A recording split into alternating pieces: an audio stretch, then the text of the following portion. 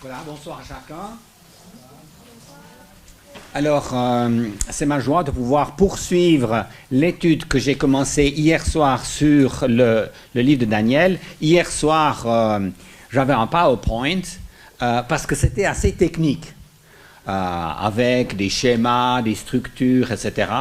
Ce soir, il n'y a pas de PowerPoint parce que ce sera beaucoup plus simple. Voilà, donc ce sera plus simple à suivre. Dans le sens qu'on ne va pas s'attarder sur les différents royaumes à venir jusqu'à la fin des temps, mais on va se pencher plutôt sur les personnages qui sont impliqués en premier dans les 6 premiers chapitres du livre de Daniel. Donc, vous avez bien compris que j'ai proposé de faire une étude sur Daniel. Vous m'avez proposé 2 soirées, j'ai dit 2 soirées pour traiter les 12 chapitres de Daniel, c'est pas possible. Donc je me suis dit, je vais me concentrer sur les 6 premiers chapitres.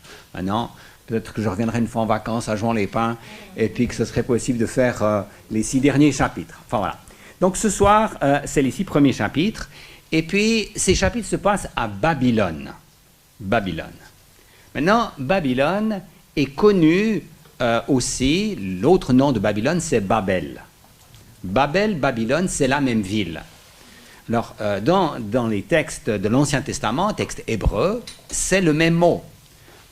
Malheureusement, on a une fois traduit ce mot Babel dans le livre de la Genèse, et puis ailleurs, c'est Babylone. Babylone, c'est le nom plutôt grec qui a été donné. C'est des fois un nom, la même ville, on prononce des fois un petit peu différemment selon la langue. Hein, si vous allez à Genève, voilà, c'est Genève, mais en anglais c'est Geneva, et puis en allemand c'est Genf. Ça change un tout petit peu, c'est la même ville. Et là, pour Babylone, Babel, c'est la même ville.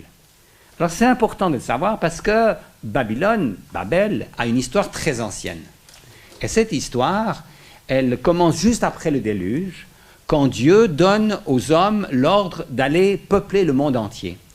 Et les hommes, plutôt que d'obéir à Dieu, décident de former une communauté, une cité importante, de construire une tour qui pourrait atteindre si possible le ciel pour se faire un nom sur la terre. Et ce projet déplaît à Dieu qui vient jeter la confusion à Babel. D'ailleurs, Babel signifie confusion. Confusion dans le sens que les gens n'arrivent plus à se comprendre les uns les autres.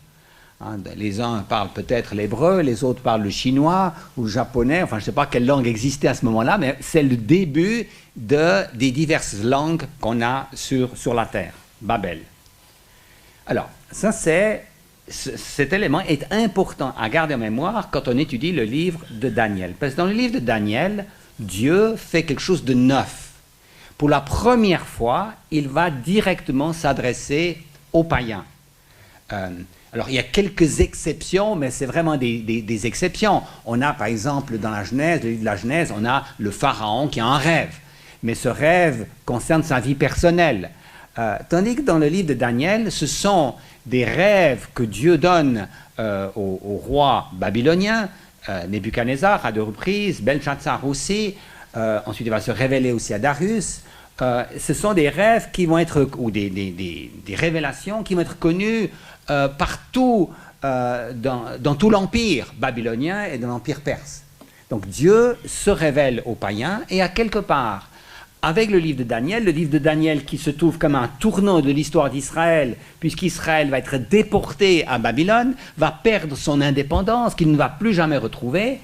À partir de ce moment-là, Dieu, à quelque part, ouvre une nouvelle porte où il se révèle aux païens. Et à quelque part, il va enlever la confusion qu'il avait jetée à Babel, du temps juste après Noé, pour maintenant se révéler aux païens. Et c'est une première étape, à quelque part, de ce que Dieu va faire pleinement avec la venue de Jésus-Christ, lorsque Jésus-Christ est venu dans ce monde pour se manifester aux hommes du monde entier. Voilà. Donc, on va parler ce soir, à plusieurs reprises, de la confusion. La confusion des païens, des rois en particulier. Et hier, nous sommes concentrés sur le chapitre 2 du livre de Daniel, mais que dans la deuxième partie du chapitre. On s'est concentré sur la vision et l'explication de cette vision de la grande statue. Ce soir, j'aimerais me concentrer sur le début de cette histoire, qui est comme assez importante, qui constitue la moitié du chapitre, et là, on nous donne en détail ce qui se passe pour le roi Nebuchadnezzar. Je vous propose de lire les premiers versets de ce chapitre 2. La seconde année du règne de Nebuchadnezzar, Nebuchadnezzar eut des rêves. Son esprit fut troublé et le sommeil le quitta. Le roi fit appeler les magiciens, les astrologues, les sorciers, les chaldéens pour faire connaître au roi ses rêves. Ils vinrent et se tinrent devant le roi. Le roi leur dit, « J'ai eu un rêve. Mon esprit est troublé parce que je voudrais connaître ce rêve. » Les chaldéens répondirent en langue araméenne et à partir de là, le texte est en araméen. Donc jusque-là, c'est en hébreu. Et là, de manière tout à fait naturelle, on va passer en araméen et le texte va rester en araméen jusqu'à la fin du chapitre 7. Donc ils répondirent en langue araméenne, « Ô roi, vis à jamais, dis le rêve à tes serviteurs, et nous en donnerons l'explication. » Le roi reprit la parole et dit aux Chaldéens, « Voilà ce que j'ai décidé. Si vous ne me faites pas connaître le rêve et son explication, vous serez mis en pièces, et vos maisons seront réduites en un tas d'immondices. Mais si vous me le dites, vous dites le rêve et son explication, vous recevrez de moi des dons, des présents et de grands honneurs. C'est pourquoi dites-moi le rêve et son explication. » Ils répondirent pour la seconde fois que le roi dise le rêve à ses serviteurs et nous en donnerons l'explication. Le roi reprit la parole et dit, « Je sais en vérité que vous voulez gagner du temps, parce que vous voyez ce que j'ai décidé. Si donc vous ne me faites pas connaître le rêve, la même sentence vous enveloppera. Vous êtes prêts à me dire des paroles mensongères et erronées en attendant que les temps soient changés.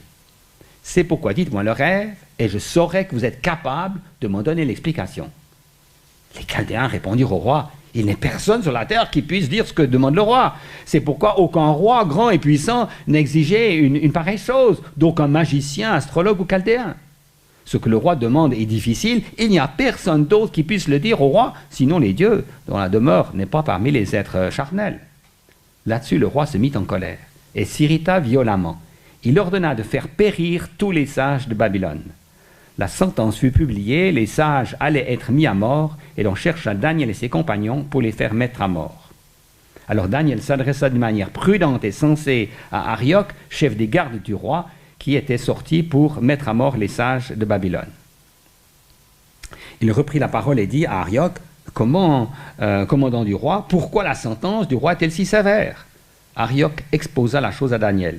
Et Daniel se rendit vers le roi et le pria de lui accorder un délai pour donner au roi l'explication. Voilà. Je m'arrête là parce que dans la suite du texte, donc Daniel va intercéder, va demander aussi à ses trois amis, Shadrach, Meshach, Abednego, ça c'est leur nom araméen qu'ils ont reçu, d'intercéder, et Dieu révèle à Daniel et le songe et l'explication, et Daniel retourne vers le roi pour lui dire, ben voilà le songe que tu as eu et voici l'explication. Alors nous on va s'arrêter un tout petit peu sur le roi ici, parce que ce roi, on voit qu'il est tout puissant, puisque, comme ça, sur un coup de tête, il est capable de tuer tous les sages du royaume. Ici, les personnes qui sont mentionnées, les magiciens, les astrologues, les sorciers, c'est toute la crème, ou les intellectuels, ou les sages, ou les sorciers, les scientifiques du royaume qui sont là, et qui, bien sûr, n'arrivent pas à accéder à la demande du roi. Si moi je vous dis, j'ai eu un rêve, c'est pas seulement donnez-moi l'explication, mais dites-moi le rêve que j'ai eu. Ah, ben là, ça va pas, il n'y a personne qui peut faire ça. Donc les magiciens, ils étaient habitués, quand quelqu'un avait un rêve, ils écoutaient, et puis ensuite, ils avaient il y avait des sortes d'encyclopédies, ou je sais pas, si on avait rêvé d'une piscine ou d'une baignoire, ou bien d'un potage, etc., il y avait des sortes d'explications, et puis après, ils vous fabriquaient une explication qui tenait plus ou moins la route. Mais là, tous leurs livres, toutes leurs encyclopédies de magie ne leur servent absolument à rien. Ils sont incapables de dire cela. Maintenant, la question qu'on peut se demander, mais pourquoi le roi a cette démarche? Et d'ailleurs, quelle est exactement sa démarche? Parce qu'au verset 5, On a deux traductions. D'ailleurs, j'ai lu la traduction de la Colombe, où il est dit, le roi dit, voilà ce que j'ai décidé. Et certaines traductions disent, voilà ce qui est sorti de moi. Et en fait, il y a deux explications qui sont données en général par rapport à l'attitude du roi. Une des explications, c'est le roi a oublié le songe qu'il avait. Vous voyez, vous avez un songe, vous êtes terrorisé, vous êtes tremblant, vous vous réveillez, transpirez, c'était terrible, c'est effrayant. Mince, je ne me souviens plus du songe. Donc qu'est-ce que vous faites à ce moment-là? Vous n'êtes pas capable de donner le songe. Maintenant, pourquoi, si c'est le cas, si effectivement vous avez eu comme ça un oubli, pourquoi menacer les gens de mort? Vous avez les meilleurs conseillers et vous leur dites, si vous ne me révélez pas le songe que j'ai eu, je vous tue. Ouais, mais il n'est pas plus avancé après s'il les a tués. Hein, parce qu'il a pris les meilleurs et les a tués. Il ne se souvient toujours pas du songe. C'est absolument ridicule comme démarche. Mais enfin, vous savez, des fois, les rois, ils ne sont pas très intelligents. Est-ce que c'est ça? Est-ce qu'on a un roi qui est totalement stupide? Mais alors là, il est totalement stupide. Ou bien, on a une autre explication qui est donnée, c'est voilà ce que j'ai décidé. Voilà ce que j'ai décidé, c'est-à-dire à quelque part, le roi met ses conseillers au pied du mur. Il leur dit, vous savez, vous me racontez, vous dites comme ça, vous êtes des experts, mais j'ai quand même des doutes. J'ai l'impression que vous racontez souvent des histoires.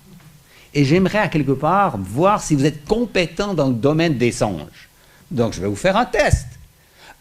Plutôt que de vous dire le songe, vous allez me dire le songe que j'ai eu. C'est clair que si vous êtes capable de faire ça, vous êtes compétent dans le domaine des explications. Mais les sages disent, mais attends, là tu nous demandes un test, mais qui est en dehors de la compétence des hommes. Hein, c'est demander beaucoup trop. C'est comme si quelqu'un dit, ben, on va participer aux Jeux Olympiques, vous allez faire du son hauteur, et puis, bien sûr, en général, il y a des qualifications, il faut franchir une certaine barre pour pouvoir participer aux Jeux Olympiques en son en hauteur, et puis bon, ils vous diront, il ne faut pas franchir 1,20 m, mais peut-être vous allez sauter 2,20 m ou 2,25 m, et si vous franchissez 2,25 m, peut-être à 2 reprises, ça veut dire que vous êtes bon et vous êtes qualifié pour les Jeux Olympiques. Voilà. Donc c'est une manière de tester les capacités de l'athlète. Mais si maintenant, parce que vous avez le record du monde à, je crois, 2,45 m, voilà. Mais si d'un coup, vous mettez, vous dites, ben, pour participer aux Jeux Olympiques, il faut sauter 3,50 m, vous dites, non mais attends, ça c'est impossible, il n'y a personne qui va pouvoir le faire.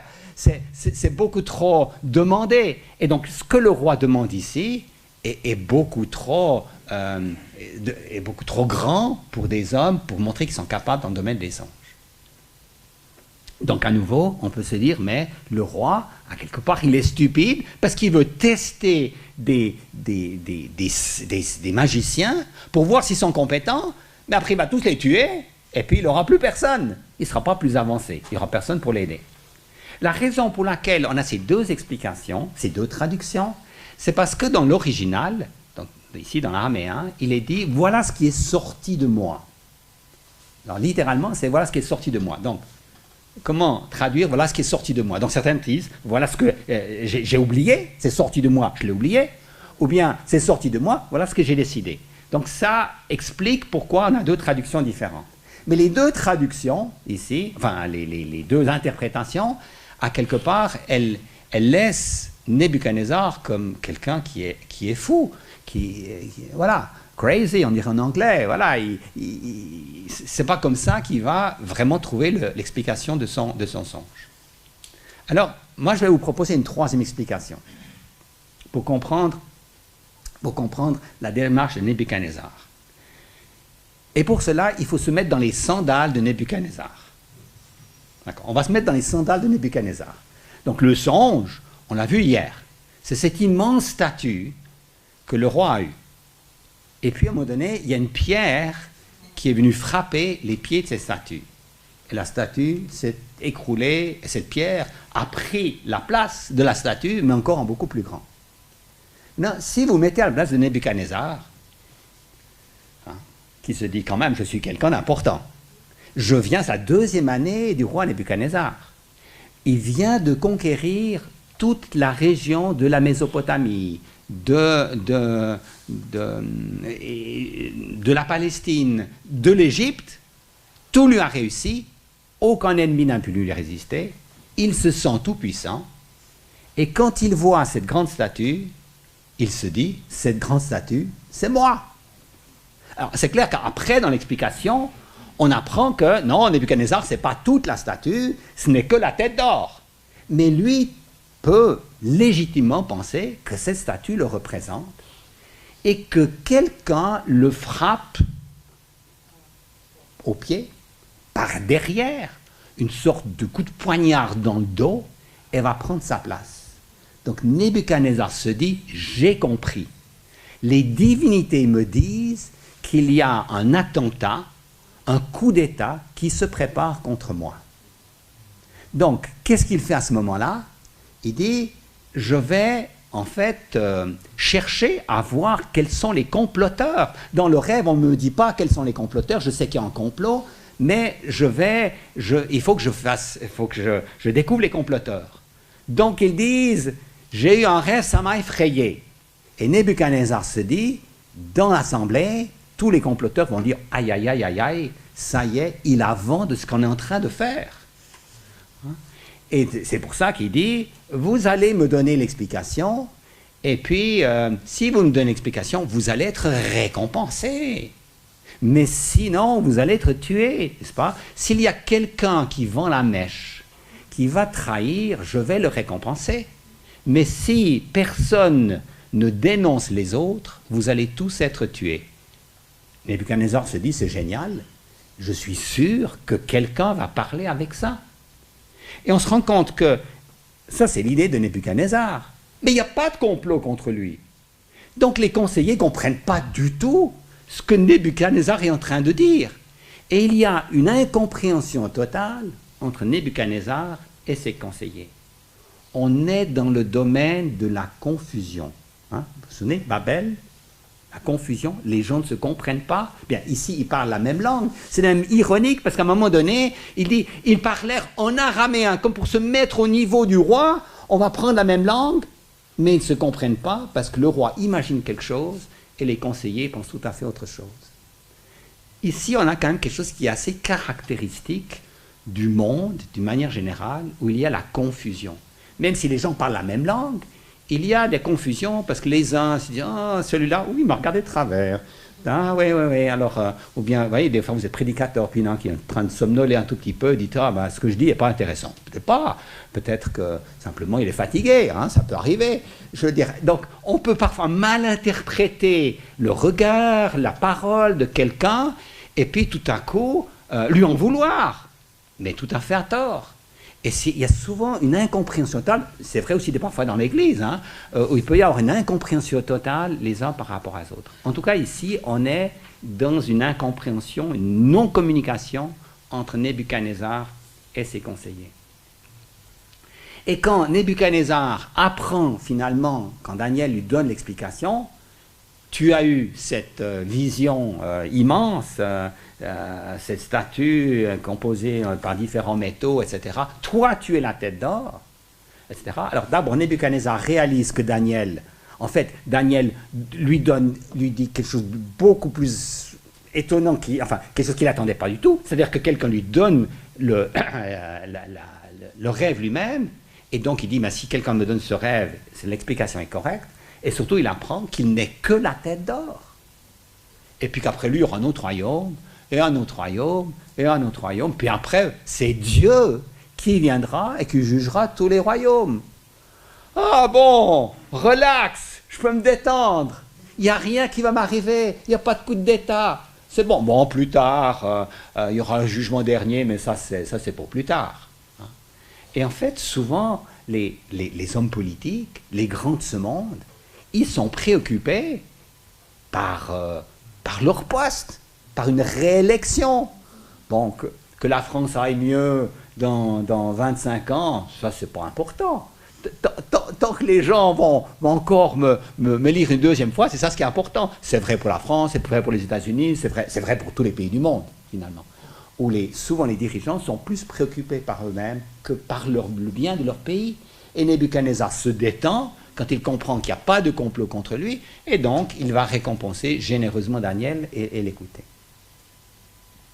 Donc vous voyez que cette explication, elle cadre beaucoup mieux avec le comportement de Nebuchadnezzar, qui n'est pas quelqu'un qui est fou, mais qui a mal compris les choses. Et ça arrive souvent que les gens, finalement, même quand Dieu se révèle à eux, que cette révélation, à quelque part, est mal comprise. Maintenant, ce qui est intéressant dans cette histoire, c'est que Dieu va utiliser, à quelque part, la démarche de Nebuchadnezzar pour attester que Daniel est vraiment le prophète de l'Éternel. Parce que à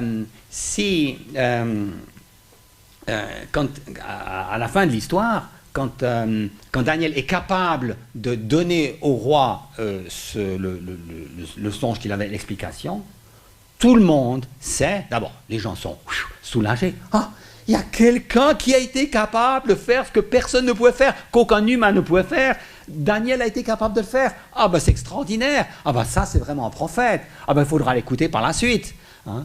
Et les choses qu'il a dites concernant les temps à venir, ces choses-là sont certainement dignes de confiance.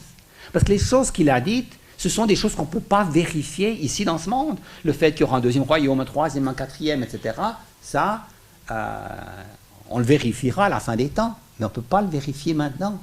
Donc on voit que, à quelque part, la démarche du roi, le test qu'il a demandé à ses conseillers, à quelque part, a permis d'attester que Daniel est vraiment le prophète de l'Éternel. Et on voit que, parfois, Dieu utilise même les puissants de ce monde pour accomplir ses desseins exactement comme lui l'a prévu. Alors, sur le moment, des fois, on ne le voit pas, mais c'est comme ça. Dieu contrôle le monde. Par exemple, les Romains, à un moment donné, sont venus, ils ont conquis tout le bassin méditerranéen, ils sont allés jusqu'en Palestine, etc. C'est bien qu'ils sont allés jusqu'en Palestine. Heureusement qu'il y a eu les Romains. Pourquoi est-ce que les Romains, c'était bien? Parce que les Romains, ils ont établi la Pax Romana. La Pax Romana, c'est la paix romaine. Vous savez qu'il y avait, avant les Romains, il y avait beaucoup de bandits, des pays qui étaient séparés les uns des autres, etc.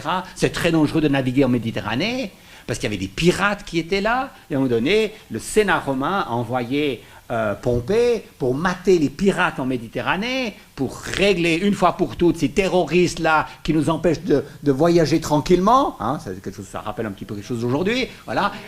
Donc il faut éliminer ces terroristes, ces pirates qui infestent la Méditerranée. Et puis ensuite, les Romains, ils ont établi des voies de communication qui allaient à Rome. C'est les différentes vias romaines, mais toujours pour voyager rapidement. C'est génial! Parce que quand l'Évangile est venu, l'Évangile a rapidement pu progresser aux extrémités de l'Empire.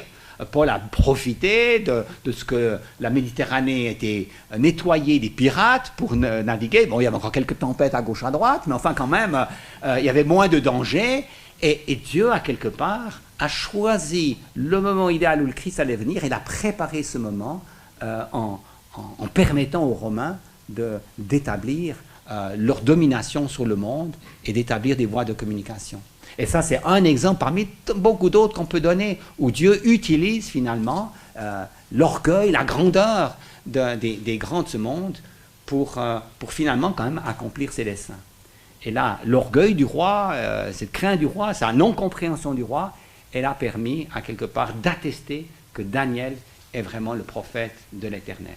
Et donc que ces prophéties qui datent du temps de la fin sont dignes de confiance. Voilà, ça c'était pour le chapitre 2. Alors, ensuite, on va passer au chapitre 4. Je laisse le chapitre 3, je l'ai traité dimanche, et je vais le reprendre dimanche dans l'église ici, donc sur l'histoire de la fournaise ardente. Au chapitre 4, on a un deuxième songe qui est donné à nouveau à Nebuchadnezzar. Et cette fois, l'histoire est différente. Le roi voit le songe, un arbre immense avec des feuillages très étendus. Tous les oiseaux viennent et se réfugient, les oiseaux dans les branches, les autres animaux terrestres à l'ombre des branches, etc. Et à un moment donné, il y a une voix qui dit de couper cet arbre, et on le coupe, mais vraiment c'est du couper-couper. Hein. On coupe tout, on coupe le tronc, on coupe les branches, on arrache les feuilles, et pour terminer, on chasse les oiseaux. Alors, c'est assez particulier, hein, parce que si je voudrais juste lire un extrait de ce chapitre 4, par exemple au verset 7, maintenant, vous avez peut-être un décalage de 3 versets par rapport à la version que j'ai ici, parce que selon les traductions, c'est le chapitre 3 à 30 versets ou 33 versets. Voilà. La coupure est parfois un petit peu différente. Enfin bref, moi j'ai au chapitre 4, verset 7, mais pour d'autres ce seront peut-être au verset 10. Voici les visions de mon esprit pendant que j'étais sous mon lit. Donc c'est Belshazzar, c'est Nebuchadnezzar qui raconte cela. Au milieu de la terre, un arbre d'une grande hauteur. Cet arbre était grand et fort. Sa cime atteignait le ciel et on le voyait des extrémités de toute la terre. Son feuillage était beau, ses fruits abondants. Il portait de la nourriture pour tous. Sous lui, les bêtes des champs trouvaient de l'ombre. Dans ses branches habitaient les oiseaux du ciel. Et tout être vivant tirait de lui sa nourriture. Dans les visions de mon esprit que j'avais sous mon lit, je regardais, voici, un des saints qui veille descendit des cieux. Il crie avec force et parle ainsi: abattez l'arbre, coupez ses branches, arrachez le feuillage, dispersez les fruits, que les bêtes fuient de dessous, que les oiseaux du milieu de ses branches. Mais laissez en terre le tronc avec ses racines, que des chaînes de fer et de bronze parmi l'herbe des champs, qu'il soit trempé de la rosée du ciel, et qu'il ait, comme les bêtes, l'herbe de la terre pour partage. Son cœur d'homme sera changé, et son cœur de bête lui sera donné, et 7 ans passeront sur lui. Cette sentence est un décret de ceux qui veillent, cette résolution est un ordre des saints, afin que les vivants sachent que le Très-Haut domine sur toute royauté humaine, et qu'il la donne à qui il lui plaît, et qu'il élève le dernier des hommes. Voilà le rêve que j'ai eu, moi, le roi Nebuchadnezzar. Et donc, Nebuchadnezzar va demander maintenant à ses conseillers d'expliquer ce songe. Donc, c'est différent du chapitre 2, du songe de la statue. Cette fois, le roi donne le songe et il demande l'explication. Et tous les sages arrivent et de nouveau ils disent on ne peut pas donner une explication. Alors, on se dit, mais quand même, ils avaient quand même leur encyclopédie qui leur permettait de détailler à quelque part tous les éléments des songes. Mais là, les sages se disent, cet arbre immense, il est coupé, qu'est-ce que ça peut dire de bon pour le roi? Parce que là, ça paraît plutôt quelque chose d'assez négatif. Alors, vous voyez, Nebuchadnezzar, hein, c'est quelqu'un qui est un petit peu soupe au lait, qui s'énerve facilement. Vous n'allez pas maintenant lui dire que c'est la fin de son royaume. Ça c'est pas très prudent, à quelque part, de faire ça. Donc, mieux vaut jouer la carte de l'ignorance ou de l'incompétence, et dire on ne sait pas, on ne peut pas, c'est trop difficile, puis on laisse quelqu'un d'autre, quelqu'un un peu naïf comme ça, donner une explication, et puis, ma foi, on verra comment le roi le sort qu'il lui réserve. Il n'y a pas une promesse qui est faite de récompense ici. Alors Daniel vient, et lui, il va donner l'explication. Daniel va donner l'explication. Il réalise effectivement que ce songe est un avertissement qui indique que le roi va être jugé et humilié. Et Daniel dit d'abord, ce songe, je préférerais qu'il soit pour tes ennemis. Mais quand même le roi dit allez vas-y parle, etc. Donc Daniel va de l'avant avec courage parce qu'il dit Dieu s'est révélé, il a révélé au roi sa pensée, je dois expliquer au roi cette pensée. Et après Daniel va quand même donner une parole d'exhortation en disant si j'ai un conseil à te donner, mets ta vie en ordre. Alors ce songe il est quand même très particulier. Donc on a cet arbre immense et tout à l'heure je disais il est vraiment totalement dénudé, cet arbre. On coupe le tronc, on coupe les branches, et après, qu'est-ce qu'on fait? On chasse les animaux, Et après, qu'est-ce qu'on fait? On chasse les oiseaux. Mais attendez, ça ne va pas, ça. Parce que quand vous arrivez, quand les bûcherons arrivent avec leur tronçonneuse et ils coupent l'arbre, les animaux, ils sont où? Les oiseaux, ils sont où? Quand vous avez coupé les branches, vous avez arraché les feuilles, les oiseaux, ils sont où? Ils sont déjà partis depuis longtemps. Mais c'est une vision pour dire, cet arbre va être totalement abattu, dénudé, il ne restera rien. Et après, on dit, mais le tronc, c'est-à-dire la souche et les racines, vous allez les attacher avec des chaînes de fer. Pourquoi? Ben pour qu'ils ne partent pas. Non, mais attendez, les oiseaux, ça part assez facilement, mais quand vous avez coupé un arbre, la souche et les racines, ça ne part pas facilement. Hein? Ce n'est pas un voleur qui va venir de nuit puis enlever. Ça reste en place. Mais là, à l'extrême, on va encore les attacher avec des chaînes d'airain pour dire non, il faut que quelque chose reste en place. Il faut que quelque chose reste en place. Voilà. Mais maintenant, qu'est-ce que ça veut dire? Quelle est l'explication de tout ça? On ne sait pas, on ne peut pas comprendre. Et Daniel vient et donne l'explication et dit, mais toi, ô roi, tu es ce grand arbre, tu as toute la majesté sur le monde entier, les animaux, les oiseaux, tout le monde vient de partout se réfugier dans ton royaume. Mais Dieu, à cause de ton iniquité, va te juger. Et donc tu vas être abattu, tu vas être humilié, tu vas être transformé en animal qui va brouter de l'herbe jusqu'à ce que 7 ans passent. C'est-à-dire jusqu'à un temps où tu vas te repentir, un corps d'homme va être donné, et à ce moment-là, tu vas retrouver toute ta splendeur. Donc voilà l'explication que donne Daniel de ce songe. Donc il y a un jugement qui arrive, un jugement qui est important, radical, mais qui n'est pas définitif. Puisqu'à quelque part, on va laisser la souche avec les racines en terre, on ne va pas enlever cela, parce qu'on attend le temps de la repentance pour redonner toute l'importance à ce roi. Maintenant, c'est intéressant parce que le roi, voilà, on lui dit ça, bon, qu'est-ce que je vais faire?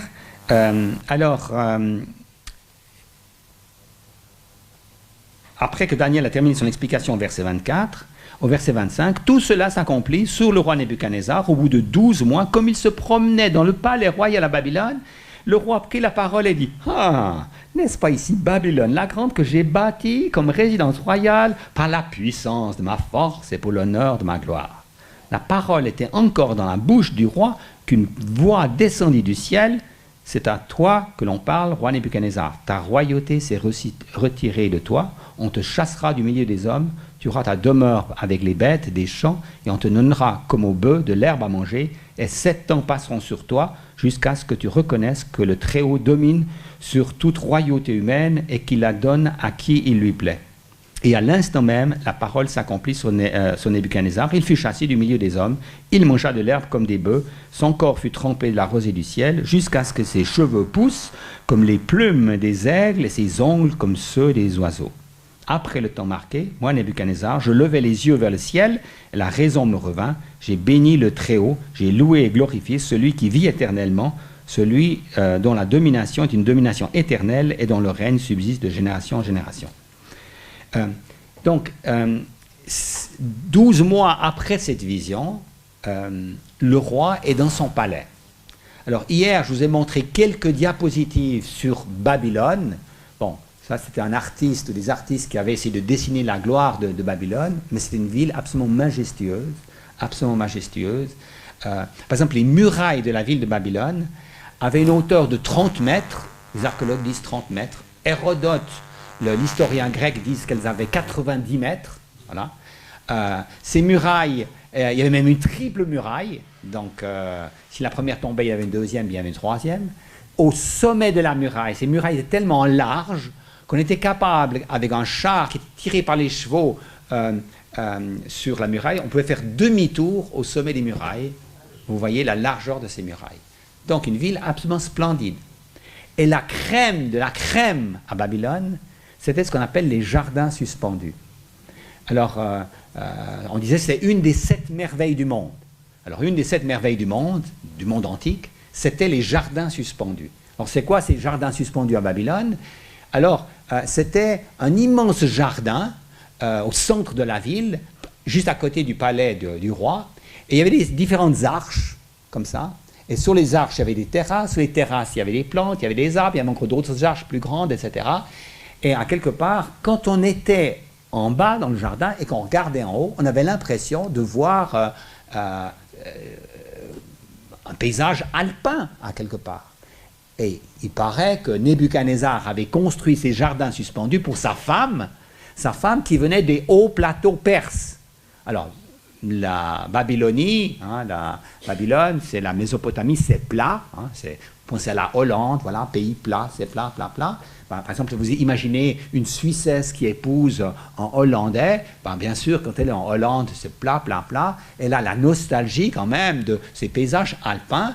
Eh bien, c'était la femme de Nebuchadnezzar qui avait un petit peu cette nostalgie. Alors le roi, il a dit, mais moi je vais arranger tout ça et je vais faire un jardin et tu vas te sentir à la maison avec ces arbres qui vont aller très très haut. Bien sûr que le roi disait ça, mais fondamentalement, c'est quand même pour lui qui faisait tout ça, pour sa propre gloire. Et donc il est là en train, et probablement, cette vision de l'arbre immense qui est là, qui touche le ciel, est en rapport avec ces jardins suspendus. C'est l'aspect le plus glorieux de la construction de Babylone, et Nebuchadnezzar se vante d'avoir construit ces choses-là. On voit ici comment la connaissance du contexte historique permet parfois de mieux comprendre certaines paroles dans des livres historiques. Hier, je vous avais dit que sur les murailles de Babylone, il y avait aussi ces animaux étranges qui représentaient des puissances. Eh bien, dans Daniel chapitre 7, différents animaux étranges représentent des puissances. Voyez, donc c'est important de comprendre quelque chose sur le contexte historique. Donc, Nebuchadnezzar s'est enorgueilli, il dit, c'est par la puissance de ma force que j'ai fait tout ça, et à ce moment-là, Dieu va l'humilier pendant 7 ans. Et voilà l'histoire. Alors, c'est une belle histoire. Moi, j'aime bien cette histoire, c'est une belle histoire. C'est presque une histoire d'humiliation, mais c'est Nebuchadnezzar qui raconte cette histoire. Là. Ça fait penser aux chrétiens qui disent autrefois, je vivais dans la débauche, etc. Et puis j'ai eu toutes sortes de malheurs. J'ai eu un premier accident, un deuxième, un troisième. J'ai pris une première jambe, une deuxième jambe, une troisième jambe. Enfin, vous voyez, j'ai eu toutes sortes de malheurs qui me sont arrivés, etc. Là. Puis il y a le ton joyeux. Puis à un moment donné, je me suis converti. Et en fait, la conversion, elle fait que toute cette histoire catastrophique est vue sous un autre angle, parce que maintenant, la vie nouvelle est donnée. Et Nebuchadnezzar raconte cette histoire, c'est témoignage personnel, c'est en jeu, etc. Il a quand même vécu des années de misère. On dit 7 ans. Est-ce que c'est 7 mois, 7 années? On ne le dit pas ici, mais en tout cas un temps important de misère, où vous étiez comme une vache en train de bouter de l'herbe. Enfin, c'est pas très... vous étiez mis dans l'asile psychiatrique, enfin quelque chose comme ça. C'est difficile, et pourtant, Nebuchadnezzar, ici, raconte ça avec beaucoup de joie, et on dit un corps d'homme lui a été donné, et je pense que Nebuchadnezzar s'est converti à ce moment-là. Un vrai changement de cœur. Parce que Nebuchadnezzar, il avait déjà d'autres changements avant. Vous vous souvenez, hier soir, à la fin du chapitre 2, quand Nebuchadnezzar avait compris que Daniel avait raconté le songe et l'explication, etc., Nebuchadnezzar avait glorifié le Dieu de Daniel, avait récompensé Daniel et ses amis. Mais après, au chapitre 3, l'histoire de la fournaise ardente, on a Nebuchadnezzar qui construit une statue, il demande à tout le monde d'adorer ces statues et les divinités qui sont derrière. On dit, mais il n'a rien compris, il n'a rien retenu de la vision du chapitre 2. Et à la fin du chapitre 3, quand il a vu les 3 juifs qui sont sortis indemnes de la fournaise, il a glorifié le Dieu de Shadrach, de Meshach et Abednego. On se dit, ça y est, il a compris. Ben non, au chapitre 4, à nouveau, il est orgueilleux. Mais à la fin du chapitre 4, il semble qu'il y a vraiment eu un changement de cœur qui s'est produit, un cœur d'homme lui a été donné, et moi je pense que Nebuchadnezzar s'est converti à ce moment-là. Vous savez, Dieu peut convertir les plus puissants des rois et leur donner une nouvelle vie. Voilà. Donc on a cette histoire qui est une belle histoire dans le livre de Daniel, mais est-ce qu'on a pleinement compris ce que cette histoire signifie? Qu'est-ce qu'elle annonce à quelque part? Parce que quand je vous dis quelqu'un a eu une révélation de Dieu, a eu plusieurs révélations de Dieu, a été repris par un prophète ou des prophètes, n'a pas écouté ces prophètes, a été humilié, a été abaissé au rang des animaux, enfin inférieur aux hommes, des animaux, pendant 7 ans, un temps important, et à un moment donné a été rétabli contre toute attente humaine, parce que qui aurait pu penser qu'un roi aussi puissant que Nebuchadnezzar puisse retrouver son trône après 7 ans de folie? Je veux dire, quand vous avez le roi qui est malade, qui est fou, ben, il y a toujours des prétendants qui viennent dire, bon écoutez, moi je suis prêt à prendre la place, et puis bon, ben, mieux vaudrait le tuer tout de suite, puis comme ça c'est réglé, si jamais il retrouve la santé, ben voilà, moi je suis en place, vous voyez. Et non, malgré toute espérance humaine, le roi est rétabli dans cette position. Est-ce que ça vous fait penser à quelque chose, à quelqu'un? Israël, mais bien sûr, Israël se trouve exactement dans la même situation que ce roi. Puisque Israël aussi a profité de la révélation des prophètes, pas sur une période courte comme Nebuchadnezzar, mais beaucoup plus longue. Israël qui a désobéi à Dieu, qui est resté endurci, qui disait qu'il s'était converti, mais c'est des conversions qui n'étaient pas pleines, etc., entières, et qui, à un moment donné, s'est détourné, et Dieu a même dit, à cause de cela, tu vas être humilié, abaissé, c'est le temps de l'exil. Et Jérémie a même annoncé que cet exil durait pendant 70 ans. Ce n'est pas 7 ans, mais c'est 7 fois 10 années, 70 ans. Et après ce temps d'humiliation, il y aura rétablissement. Contre toute attente humaine, puisque Israël a été déporté loin de chez lui, ils ont perdu leur autonomie, beaucoup ont été esclaves à Babylone. Eh bien non, Dieu avait promis qu'il y aura rétablissement. Et donc cette histoire du roi, elle annonce, c'est une sorte de prophétie de ce qui va se passer pour Israël, avec un changement de cœur. Alors le changement de cœur, il a lieu quand? Alors est-ce que c'est au retour de l'exil? C'est vrai qu'Israël, après l'exil, est différent d'avant l'exil, puisque après l'exil, plus jamais on voit Israël idolâtre. L'idolâtrie qui quand même minait la vie d'Israël avant l'exil a complètement disparu après l'exil. Alors est-ce que c'est ça le changement de vie? Mais dans le livre de Daniel, au chapitre 9, on nous parle de la rédemption totale d'Israël qui ne va pas se dérouler à la fin de l'exil, à la fin de l'Empire babylonien, mais après 70 semaines qui vont arriver, donc un temps beaucoup plus grand, et donc cela annonce la fin des temps, quand Israël va être retourné, régénéré, renouvelé, converti. On aura Israël converti à la fin des temps, au moment du retour de Christ. Donc cette histoire qui est intéressante à bien des égards, elle a une pensée, une dimension encore beaucoup plus profonde quand on comprend ce qu'elle typifie et ce qu'elle annonce. Voilà, ça c'était le chapitre 4.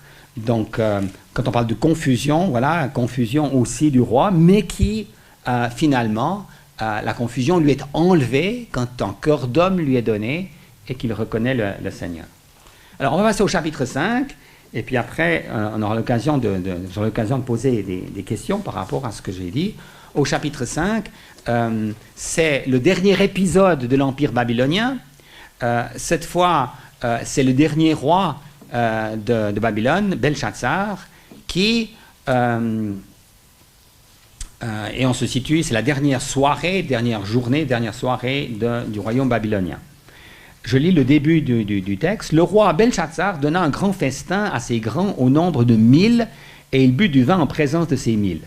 Belshazzar, après avoir goûté du vin, ordonna d'apporter les vases d'or et d'argent que son père Nebuchadnezzar avait enlevés du temple de Jérusalem, afin que le roi y boive, ainsi que ses femmes, ses concubines et ses grands. Alors on apporta les vases d'or qui avaient été enlevés du temple et de la maison de Dieu à Jérusalem, et le roi et ses grands, ses femmes et ses concubines y burent. Ils burent du vin, ils louèrent les dieux d'or, d'argent, de bronze, de fer, de bois et de pierre. À ce moment-là apparurent les doigts d'une main d'homme, et ils écrivirent en face du chandelier, sur le plâtre de la muraille du palais royal. Le roi vit cette extrémité de la main qui écrivait, alors le roi pâlit, et ses pensées l'épouvantèrent. Les jointures de ses reins se relâchèrent, ses genoux s'entrechoquèrent. Le roi cria avec force de faire venir les astrologues, les chaldéens et les devins, et le roi prit la parole et dit aux sages de Babylone, « Quiconque lira cette écriture et m'en donnera l'explication sera revêtu de pourpre, portera un collier d'or à son cou et aura la 3e place dans le royaume, dans le gouvernement du royaume. » Tous les sages du royaume entrèrent, mais ils ne purent pas lire l'écriture ni en faire connaître l'explication du roi. Sur quoi le roi Belshazzar fut tout à fait épouvanté, il pâlit et ses grands furent consternés. Et après, c'est la reine qui intervient, qui rappelle quand même qu'il y avait un homme qui était là, qui avait quand même été assez compétent dans le domaine des sorts, qui s'appelle Daniel, enfin qui s'appelle Belshazzar, et qu'il faudrait peut-être l'appeler. Et le roi le fait appeler, il dit c'est toi qui est capable de donner des explications, etc. C'est comme si ce Belshazzar avait complètement oublié la présence de Daniel. Hein. Mais bon, on se situe quand même à 70 ans après que Nebuchadnezzar ait déporté Daniel. Et donc Daniel va intervenir, donne tout d'abord une explication générale et dit tu n'as eu aucun égard pour les révélations passées que Dieu a données à tes ancêtres. Tu n'as pas pris garde à ce qui était manifeste, ce que Dieu a révélé dans ton royaume, et donc tu as méprisé totalement Dieu, et donc tu vas être jugé. Et au verset 26, Daniel dit, voici l'explication de ces mots. Méné, Dieu a compté ton règne et y a mis fin, tel quel tu as été pesé dans la balance et tu as été trouvé léger, par signe ton royaume sera divisé et donné aux Mèdes et aux Perses. Aussitôt Belshazzar ordonna de revêtir Daniel de pourpre et de lui remettre au cou un collier d'or et de publier qu'il aurait la 3e place dans le gouvernement du royaume. Cette nuit même, Belshazzar roi des Chaldéens, fut tué. Darius le Mède reçut la royauté à l'âge de 62 ans. Donc voilà, donc cette explication. Donc on va s'arrêter d'abord sur le roi. D'accord. Donc le roi qui a aucun égard pour les choses sacrées. Aucun égard. Il est prêt à adorer n'importe quoi. Hein. Il loue les dieux d'or, d'argent, de bronze, de fer, de bois, de pierre, de papier recyclé. Vous pourriez continuer, etc. C'est à quelque part, on prend n'importe quoi et on va faire des divinités adorer ça. Il n'a aucun respect pour les divinités. Il prend les choses sacrées. Nebuchadnezzar, lui, il avait pris les coupes sacrées et il les avait mis dans les temples de son Dieu. Il avait un respect pour les choses sacrées. Belshazzar, aucun respect pour les choses sacrées. Bon. Et là, c'est les orgies. Les concubines sont là. La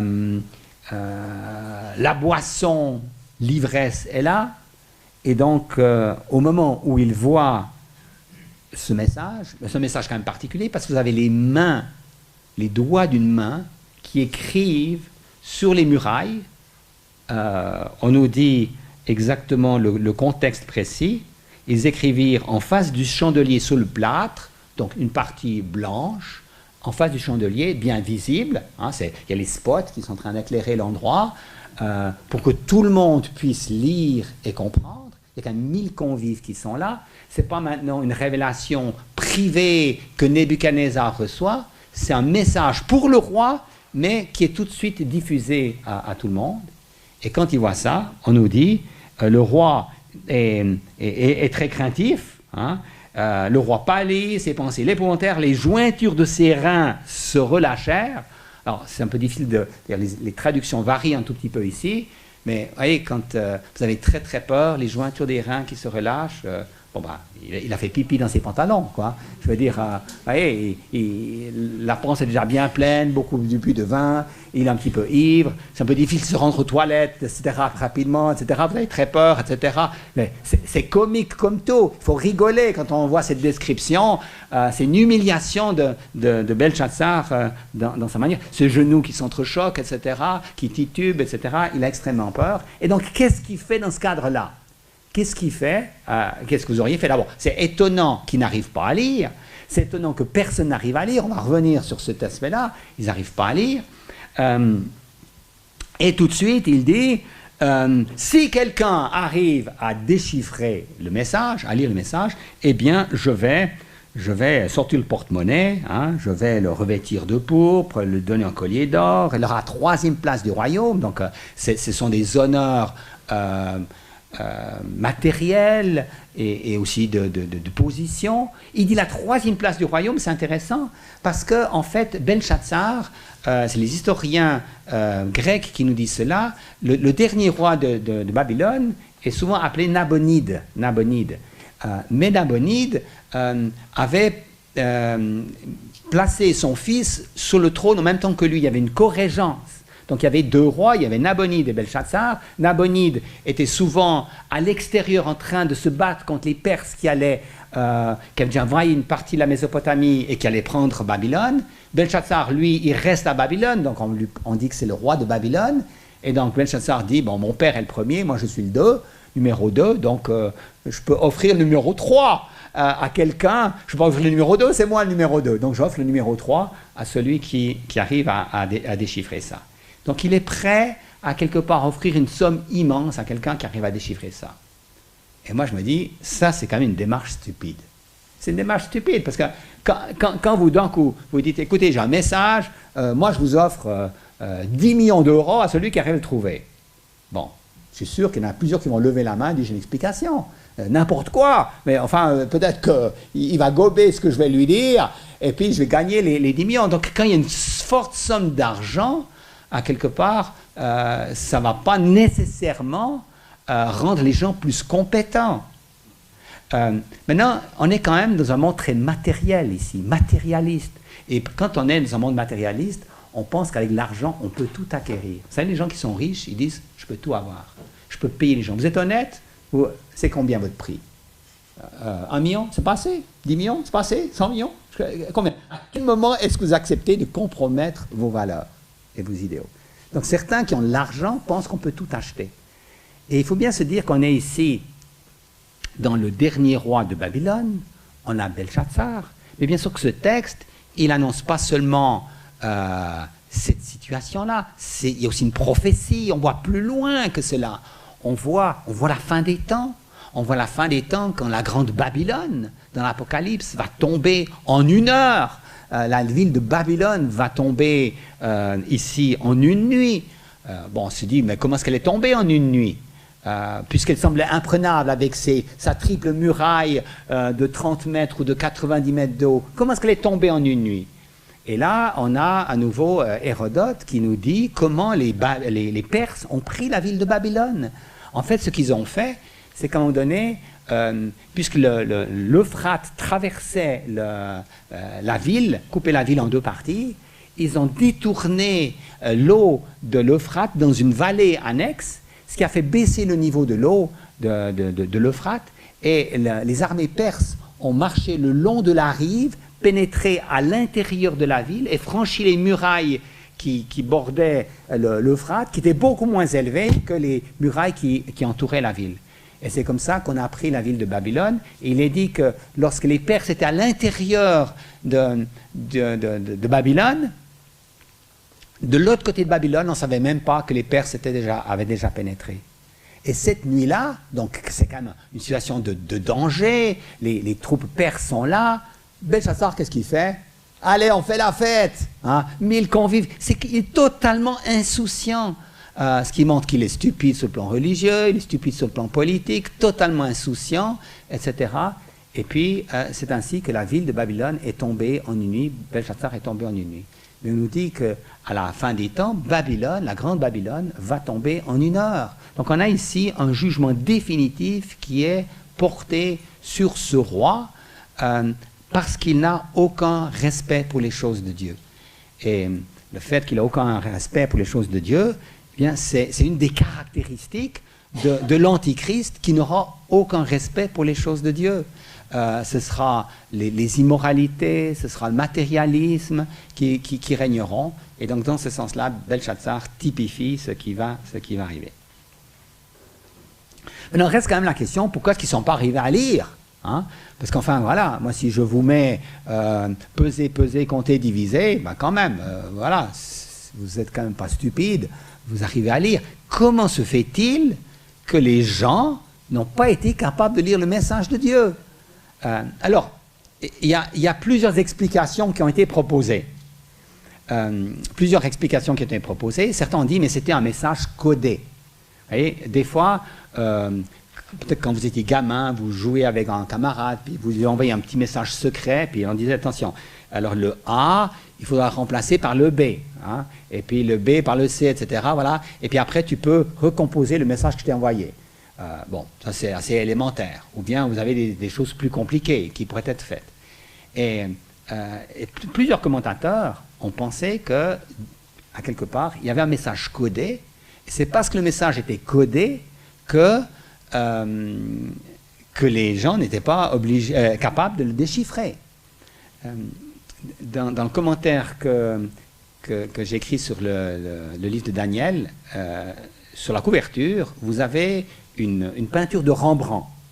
Et vous avez le roi, Belchassar, qui est là, c'est le chapitre 5, on voit, il est entouré de deux femmes, un petit peu dévêtues. À l'époque, c'était quand même, on voyait un tout petit peu les seins, mais quand même pas trop. Voilà. Et puis, mais enfin, elles sont dévêtues un tout petit peu. On voit les coupes d'or qui sont là et tout ça. Et puis, on voit les doigts d'une main qui écrivent un message en hébreu. Bien qu'ici, c'était en araméen, mais enfin, c'était en hébreu. Et puis, on a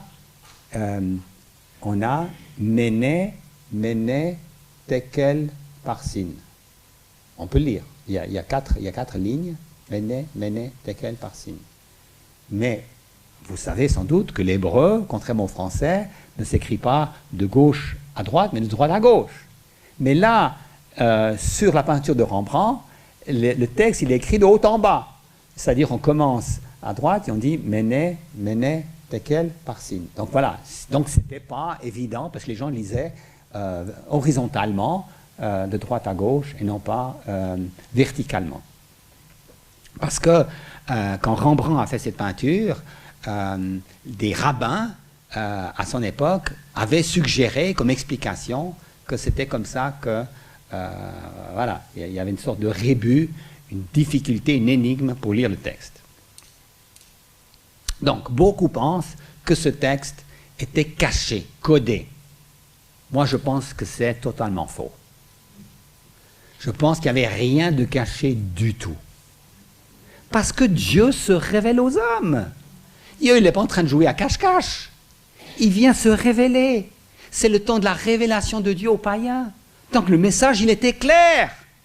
Allez, dans le bon ordre, vous pouvez lire. Méné, tekel, parsin, c'est-à-dire peser, compter, diviser. Bon, alors qu'est-ce que ça veut dire? Peser, compter, diviser. Ça veut dire quoi? Peser, compter, diviser.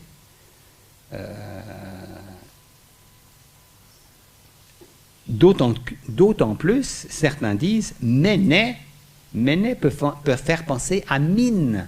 Mine, c'était un poids. Un poids qui était utilisé comme, ce n'est pas de l'argent, mais c'était un poids qui permettait d'avoir une certaine quantité de valeur. Tekel, ça pourrait faire penser à shekel. un shekel, une autre mesure, une autre monnaie. Et la Bible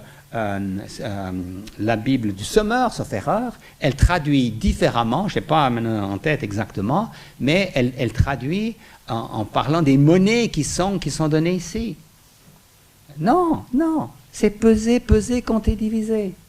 Mais quand vous êtes un matérialiste et que vous voyez le signe S barré, vous dites c'est le dollar. Quand vous voyez le E un petit peu particulier comme ça, vous dites c'est l'euro. Parce que votre pensée, elle est toujours, vous réfléchissez toujours en termes d'argent. Vous voyez quelqu'un, vous dites, hein, ouais, souillé, la montre, il gagne tant. Vous voyez, vous êtes toujours bloqué, figé sur l'argent. Et quand vous êtes figé sur l'argent, peser, compter, diviser, attends, qu'est-ce qui est compté, qu'est-ce qui est divisé, comment est-ce que je vais perdre, comment est-ce que je vais gagner, etc. Ils sont complètement égarés. Alors que le contexte des orgies, de la manière dont sont traitées les coupes d'or, d'argent et des temples de Jérusalem, devait bien sûr leur dire Dieu est en train de venir vous juger. Vous êtes pesés, comptés au niveau de votre vie. Mais leur pensée était tout à fait ailleurs. Et on voit ici, on est à Babylone, Babel, la ville de la confusion. Et quand vous avez, même si vous parlez la langue, c'est intéressant parce qu'ici, c'est Daniel l'étranger qui va leur dire ce que signifie ce message écrit dans leur langue. Ça venait au chapitre 1, Daniel avait dû apprendre la langue des Chaldéens, et maintenant, au chapitre 5, dernier épisode, c'est lui qui va leur expliquer le message dans leur langue. Ça veut dire que quand on a les puissants de ce monde, les puissances de ce monde sont marquées par la confusion de leurs idées, de leurs valeurs. Et puis, ils analysent tout de manière fausse, même des choses qui paraissent évidentes. Par exemple, l'origine du monde. Comment est-ce que le monde a été fait? Boum! Big Bang. Le hasard. Le hasard a fait le monde. Mais il faut être tombé sur la tête pour dire quelque chose d'aussi stupide. Mais c'est quand même incroyable. Mais comment peut-on être aussi bête, aussi insensé de croire que le hasard crée l'ordre? Parce que tout autour de nous prouve le contraire. Moi, dans mon appartement, quand il n'y a pas une volonté qui ordonne un peu les choses, à la cuisine par exemple, les assiettes qui s'empilent, etc., il faut un travail pour mettre de l'ordre. Toute notre vie montre qu'il faut un travail pour créer l'ordre. Et comment se dire, mais finalement les choses progressivement se mettent en place. Et puis après, tout à coup, ça fonctionne. Mais tout nous montre le contraire. Votre corps, notre corps, il est complexe. Enfin, ça fonctionne bien. Mais si j'ai un problème au poumon, même si mon cerveau fonctionne très bien, et mon cœur fonctionne très bien, si j'ai un problème au poumon, c'est fini. Ça s'arrête là. Ou bien si le poumon va bien, mais le cœur va mal, c'est fini aussi. Il suffit qu'un des éléments dans le corps arrête de fonctionner pour que finalement la vie disparaisse. Comment croire maintenant que les choses aussi complexes que se sont mises progressivement en place? Non mais ça ne tient pas la route. Et pourtant, aujourd'hui, on est bombardé par cette idéologie que c'est le hasard qui a créé le monde. Il faut complètement... Non, les hommes se sont égarés. L'apôtre Paul nous dit dans l'Épître aux Romains, quand il parle, il dit les perfections de Dieu se voient comme à l'œil nu quand on le voit dans la création. Un enfant peut le réaliser. Mais les hommes se sont égarés et Dieu les a laissés s'égarer. Et ils ont adoré les créatures au lieu du Créateur, etc. Et on voit cette confusion, mais dans tellement de domaines. Au domaine de la sexualité, on dit maintenant, homme-femme, ben non, écoutez, on pourrait changer les choses, il n'y a plus de genre, etc. Non mais quand même, c'est quand même, vous observez un homme et une femme, nu, ben vous voyez quand même qu'il y a une différence. Je veux dire, c'est tellement manifeste et pourtant on vit dans une confusion totale. Et cette confusion qu'on a ici, qui est du temps de Belshazzar, elle annonce la confusion qu'il y aura à la fin des temps. où les hommes n'adoreront pas le Créateur, seront totalement égarés. En fait, Babel, la confusion va rester jusqu'à la fin. Alors même que Dieu veut apporter l'ordre et la révélation. Alors, je termine. Alors, entre le chapitre 4 et le chapitre 5, on a quand même deux jugements qui sont très différents. Le chapitre 4, c'est le jugement en vue du salut. Humiliation en vue du salut. Au chapitre 5, c'est le jugement définitif sans préavis.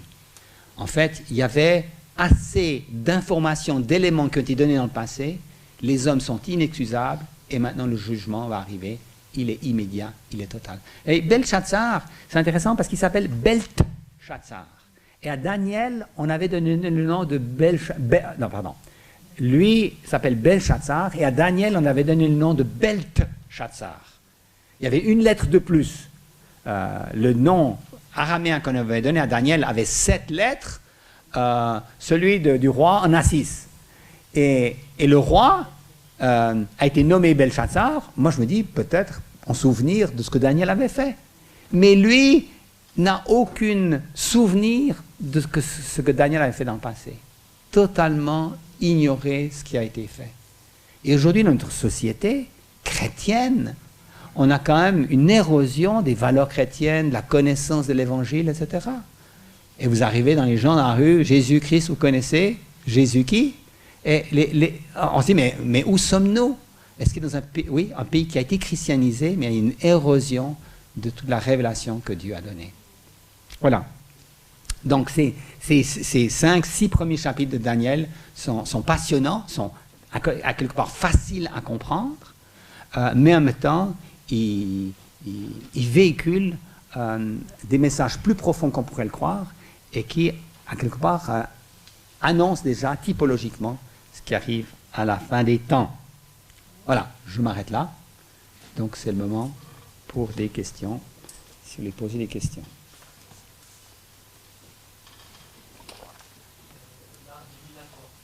Alors, donc la question c'est, Nebuchadnezzar reçoit un songe qui lui révèle l'avenir. Est-ce qu'il n'y aurait pas une contradiction avec le Deutéronome qui interdit l'art divinatoire? Bon, là c'est différent parce que c'est Dieu qui révèle. C'est Dieu qui prend la liberté de révéler, et Dieu garde cette liberté aujourd'hui aussi. Je veux dire, Dieu peut vous donner, peut se manifester à vous par un songe. Alors c'est clair que la manière privilégiée par laquelle Dieu se révèle aujourd'hui, c'est par l'écriture. Mais cela n'exclut pas que Dieu peut se révéler par un songe. Alors maintenant, par exemple, l'apôtre Paul a eu un songe, il a vu un Macédonien qui l'appelait, qui l'a fait aller jusqu'en Europe. Voilà, c'est sur la base d'un songe qu'il allait jusque-là. Donc les songes, Dieu peut se révéler par des songes. Maintenant, avec les songes, bien sûr, il y a quand même pas mal de petites erreurs à gauche, à droite, des gens qui disent j'ai eu un rêve, etc. Que signifie ce rêve? Il ne faut pas croire que tous les rêves viennent de Dieu. Hein. Il y a des rêves qui viennent simplement parce que vous avez mangé trop de nourriture, vous avez mal digéré, voilà, et puis vous avez vu un film d'horreur avant, voilà, il ne fallait pas voir le film d'horreur, il fallait manger moins, et puis le rêve n'aurait pas eu lieu. Donc c'est pas tous les rêves qui apportent une révélation de Dieu, mais on ne peut pas non plus exclure que Dieu se manifeste par des rêves. Moi, je suis assez méfiant, sceptique par rapport à ça, parce que j'ai vu trop d'exagération. Mais je peux pas l'exclure. Moi, j'ai eu une fois un pasteur, quand je me suis converti à 22 ans, je suis allé voir le pasteur avec lequel j'avais fait le catéchisme, et puis un jour, comme ça, il m'a dit, j'ai eu un rêve. Parce que lui, il a fait une faculté de théologie libérale, et il dit, un jour, j'ai eu un rêve. Il a dit, j'ai vu un rêve, et puis j'ai vu une grande maison en construction, et puis je suis entré dans cette maison, et là, il y avait un grand livre au milieu, sur une table, poussiéreux, vieux, etc. J'allais m'approcher de ça, puis il m'a dit, non, il faut aller plus loin. Je suis sorti du bâtiment, il y a un autre bâtiment en construction, et là, il y avait de nouveau une table, et puis il y avait un petit livre étincelant. Et on m'a dit, prends-le. Et le pasteur m'a dit, j'ai compris que je devais revenir à l'évangile. Bon, ben, je me suis dit, ben oui, ça vient vraiment de Dieu. Il a compris qu'il devait laisser de côté ses études de théologie libérale pour se concentrer sur l'Évangile. Donc parfois Dieu, comme ça, nous saisit par des rêves. Et là, il n'y a aucun doute, c'est Dieu qui a donné ce rêve à Nebuchadnezzar une première fois, une deuxième fois.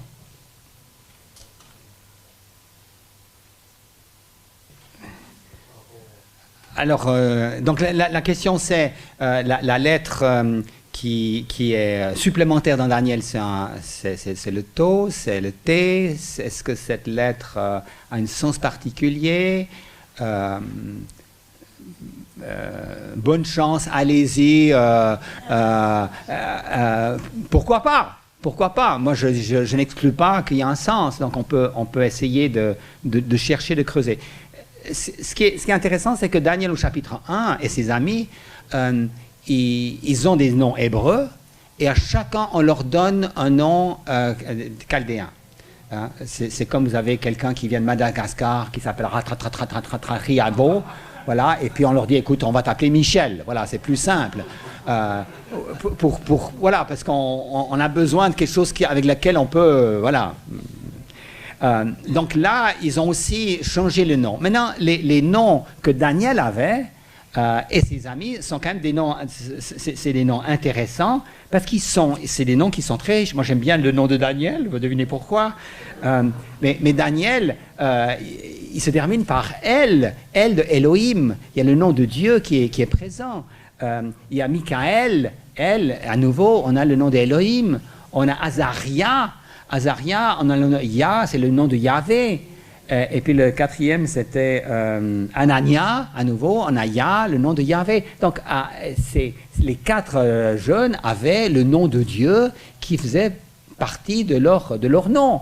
Alors ça, c'est quand même pas mal. Et donc, on dit, toi, Daniel, avec le Elohim, le Dieu, etc., on va t'appeler Belshazzar, Bel, la divinité Bel. Hein? Ça me plaît moins. Hein? C'est comme maintenant on dit Daniel, d'accord, maintenant on va t'appeler Mohamed. Non, je ne suis pas très content avec ce changement de nom. Hein? En fait, je pense que là, c'est intéressant, c'est de voir les noms qu'on a donnés aux quatre amis ont été... semble-t-il, on n'est pas sûr pour tout, mais semble-t-il en lien avec les divinités babyloniennes. Mais c'est intéressant de voir que les quatre amis ont accepté le nom qu'on leur a donné, mais ont refusé de prendre de la nourriture. À quelque part, comment vivre dans un monde où on est totalement isolé comme croyant? Il y a pression sur nous, il faut quand même se soumettre, jusqu'où est-ce qu'on doit aller? Et on voit que Daniel, à quelque part, a accepté certaines choses et a refusé d'autres. Concernant les nourritures, il a essayé de trouver un arrangement. Il a dit, écoute, est-ce qu'on ne pourrait pas tester pendant 10 jours pour voir si la nourriture qu'on prend, enfin les viandes qu'on ne prend pas, vraiment nous rendent moins intelligents que les autres, etc. On le voit en train de négocier, mais sur certaines choses, quand même, il est résolu de ne pas se souiller. Mais en même temps, il accepte, à quelque part, le nom qu'on lui a donné. Quand on l'a appelé Belshazzar, viens ici, il n'a pas fait la sourde oreille. Non, mais si vous voulez que je vienne, il faudra qu'on m'appelle Daniel. Non, on lui a donné ça. C'est comme on vous met un numéro. Toi, tu seras le numéro 342. Ben, 342, venez ici. Ouais, mais 342, il a quand même un nom. Non, mais on vous appelle comme ça, donc il faut venir. Donc il y a une certaine intégration dans ce royaume, mais en même temps, un désir de rester ferme, de rester droit, d'honorer Dieu par-dessus tout. Et c'est quand même une des choses qui caractérise Daniel. Qui fait que c'est quelqu'un qui est digne de confiance. C'est pour ça que Dieu lui a confié ses secrets, ses mystères, ses révélations. Alors maintenant, pour revenir à ta question, Thibaut, entre le T en plus, en moins, c'est vrai que ça me titille un tout petit peu, mais je n'ai pas de réponse. Mais si tu en trouves une, moi je suis, enfin une qui se tient, je suis preneur. Et c'est bien, vous voyez, c'est vrai qu'il faut essayer toujours d'aller plus loin pour essayer de comprendre l'Écriture. Donc la question touche au niveau de la repentance de Nebuchadnezzar. Est-ce que au chapitre 4, est-ce qu'il s'est réellement repenti ou est-ce que c'est simplement un de ces nombreuses repentances provisoires, théâtrales, simulacres, etc. Donc voilà, donc les avis des commentateurs sont partagés. ce qui n'est pas surprenant. Vous avez toujours des commentateurs qui ont d'autres avis, etc. Après, la question c'est laquelle tient la route ici. Maintenant, moi je pense, c'est vrai qu'il y a des gens qui se repentent à répétition. Ils se repentent, après, ah, j'ai mal agi. Puis après, ils continuent, ils font la même chose. Ah, ils font mal, puis après, pardonne-moi. Et par exemple, un exemple typique d'un personnage comme ça, c'est le roi Saül. Le roi Saül, il dit, en poursuivant David, ah, mais j'aurais pas dû faire ça, tu es juste, etc. Puis après, 2 chapitres plus loin, ça y est, il est toujours en train de poursuivre David. Et je pense que Saül, c'était, je ne vais pas dire un comédien, mais enfin, c'est un homme religieux, voilà, un homme religieux qui avait des sentiments religieux, mais qui ne s'est jamais réellement repenti, et finit sa vie de manière misérable, puisqu'il va consulter une femme qui évoque les morts. Donc là, parce qu'on a quand même passablement de textes au niveau de Saül, on peut dire, cet homme-là, Saül, on ne va pas le trouver dans le royaume de Dieu. Il est descendu la pente, marche après marche. Pour Nebuchadnezzar, pour certaines personnes, on ne sait pas. Vous voyez, des gens qu'on connaît, on ne sait pas où ils en sont quand ils meurent. Mais bon, c'est Dieu qui les juge, ce n'est pas nous. Mais pour Nebuchadnezzar, je pense quand même qu'il y a un changement, parce qu'il est dit un cœur d'homme lui a été donné. Donc il semble quand même qu'il y a un changement en profondeur qui a été donné à ce moment-là. Voilà, c'est ce qui me fait dire qu'il s'est converti, qu'il a changé de vie. D'animal, il est devenu un être humain, parce qu'au début, on parle simplement d'un arbre. Alors, c'est intéressant, parce qu'on a un arbre qui devient un animal, qui devient un être humain. C'est assez étonnant comme situation. Donc, il semble quand même qu'il y a un changement important entre le moment où il est l'arbre, qui domine surtout, il devient un animal, il broute de l'herbe, il n'est rien du tout, et puis maintenant, d'un coup, il y a un cœur d'homme qui lui est donné.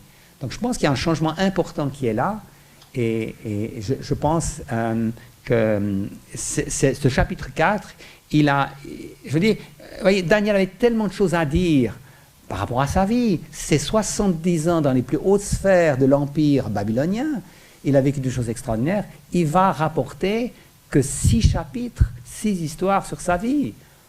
Il aurait pu écrire 6 volumes sur sa vie, une vie tellement riche. Non, il s'est limité à 6 histoires, et l'une d'entre elles concerne justement l'humiliation de Nebuchadnezzar.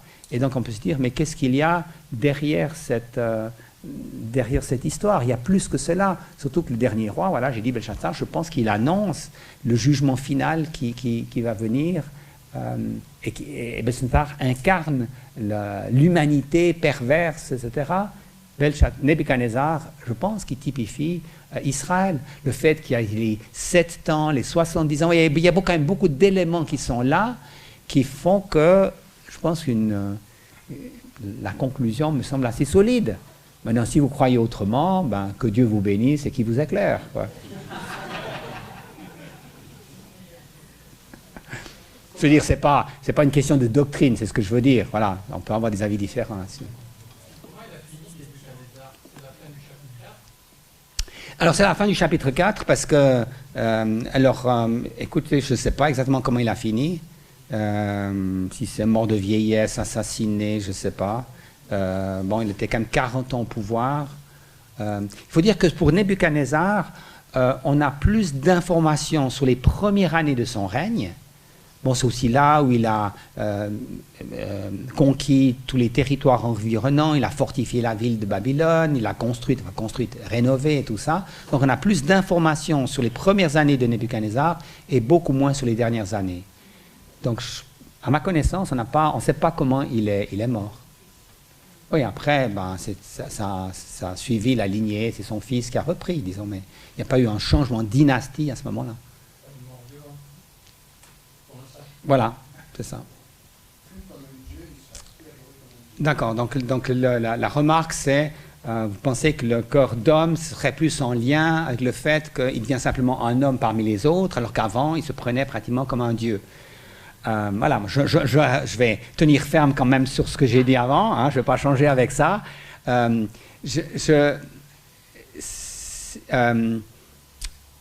Nebuchadnezzar, Babylone, Babel, quand même, cet homme qui construit une statue immense, à sa gloire, etc., pour se faire un nom. C'est des résonances par rapport à Babel, la tour qui est construite, etc. Et quand les hommes à Babel ont ce projet de devenir comme Dieu, c'est-à-dire qu'ils quittent leur sphère humaine pour devenir comme Dieu, Dieu jette la confusion des langues et quand on dit quand on n'arrive plus à communiquer, parce que la capacité, enfin la caractéristique des êtres humains, c'est que justement c'est le langage, ils peuvent communiquer, donc ils ne peuvent plus communiquer, ils sont rabaissés plus bas qu'ils étaient avant, à quelque part, presque au niveau des animaux. Et je pense que Nebuchadnezzar, à quelque part, s'est pris la tête ici, et il est rabaissé, donc il s'est pris la tête, c'est pas moi qui ai construit, qui se prend un petit peu comme Dieu, et qui est rabaissé à un rang plus bas que les hommes, puisque c'est au rang d'animal. Et donc le cœur d'homme, je pense, c'est l'humanité qui lui est donnée. Maintenant, juste pour rajouter encore quelque chose par rapport à ça, j'ai parlé des scientifiques, l'humanisme. L'humanisme met l'homme à la première place, mais l'homme est pratiquement Dieu. La raison humaine, par la raison, on peut tout expliquer, on peut tout faire. Et l'homme, par la raison, devient pratiquement Dieu. Et qu'est-ce que cet homme dit? Il dit, tout est le résultat du hasard. Il y a évolution. Et au moment où on dit qu'il y a évolution, vous êtes, et je suis un animal évolué. Je vois en vous les restes d'un singe. Je me regarde dans le miroir, je vois les restes d'un singe. À quelque part, la Bible nous dit que l'être humain est unique, il est créé à l'image de Dieu. Il y a une noblesse dans chaque être humain. Mais la théorie de l'évolution, elle va ramener l'être humain au rang, finalement, simplement de l'animal. Un animal qui a plus de valeur que le singe, parce qu'il est simplement plus évolué, plus perfectionné. Et on voit comment, à cause de la folie de l'homme qui veut prendre la place de Dieu, finalement, l'homme est ramené plus bas que ce qu'il est aux yeux de Dieu. C'est-à-dire un être créé à l'image de Dieu. Et il y a toutes sortes de ramifications comme ça qui sont très intéressantes à voir ici. Non, je crois vraiment qu'ici, Nebuchadnezzar, un corps d'homme lui a été donné, changement génial. Mais il faut se réjouir. Vous savez qu'il y a des miracles des fois dans la Bible et dans le monde où Dieu transforme un despote en chrétien. Ça arrive. On appelle ça, bien sûr que c'est rare, mais ça arrive. On appelle ça la conversion, on appelle ça la grâce. Et vous savez que cette grâce, elle a touché un certain nombre d'entre nous. Hein? Je veux dire, on était loin de Dieu, et tout à coup, Dieu, par le miracle de la conversion et du Saint-Esprit, nous a régénérés, et nous sommes devenus une créature nouvelle, une nouvelle naissance, nouveau cœur qui nous a été donné. Et peu importe le parcours de vie qu'on a eu avant, mauvais, très mauvais, archi mauvais, d'un coup Dieu est intervenu par sa grâce. Il y a personne qui mérite son salut. À un moment donné, Dieu intervient, sauve. Israël sera sauvé à la fin des temps, pas parce qu'ils seront meilleurs, mais parce que la grâce de Dieu va les toucher comme il nous a touchés. C'est la grâce de Dieu. Voilà, c'est ça. Vous parlez de la conversion d'Israël. Est-ce que c'est en lien avec Romains, chapitre 9 à 11, avec Zacharie? Oui, bien sûr. Bien sûr que c'est les textes. Si on dit qu'Israël va se convertir, c'est bien parce que l'Écriture nous le dit, nous l'annonce. Et un qui l'annonce de manière très claire, effectivement, dans le Nouveau Testament, c'est l'apôtre Paul, les chapitres 9 à 11, pour dire, il a terminé ses 8 chapitres sur le salut par la foi, par la grâce. Il dit, mais cette grâce va aussi s'appliquer ensuite à Israël. Voilà. On pourrait peut-être terminer par la prière, hein, si vous voulez, parce qu'on a quand même parlé de ce Dieu qui se révèle, qui se manifeste, qui nous étonne, qui domine sur les nations, sur les rois. Seigneur, nous voulons te dire, c'est vrai, nous avons chanté aussi ce soir en introduction à quel point tu es grand, tu es merveilleux, tu es souverain. Tu es souverain sur nos vies, bien sûr, mais tu es souverain sur le monde aussi. Et nous te remercions pour ta parole qui est sûre, qui est ferme, qui est fondée sur des révélations qui sont attestées, qui sont sûres. Te remercions pour le prophète Daniel, pour les visions que tu lui as données, pour son histoire qui nous encourage tous à rester fidèles et attachés à toi, quoi qu'il en coûte. Nous remettons, Seigneur, à ta grâce en te demandant de nous aider à persévérer, chacun là où nous sommes, sur notre chemin, être des témoins dans un monde incrédule, mais sachant aussi que toi, tu œuvres toujours pour ramener des âmes à toi. Et c'est pas sur nous que nous voulons compter, mais c'est sur l'action de ton esprit pour que nos églises puissent grandir, avoir de nouvelles âmes qui se convertissent et soient sauvées. Seigneur, bénis-nous, nous t'en prions, dans le nom de Jésus-Christ. Amen.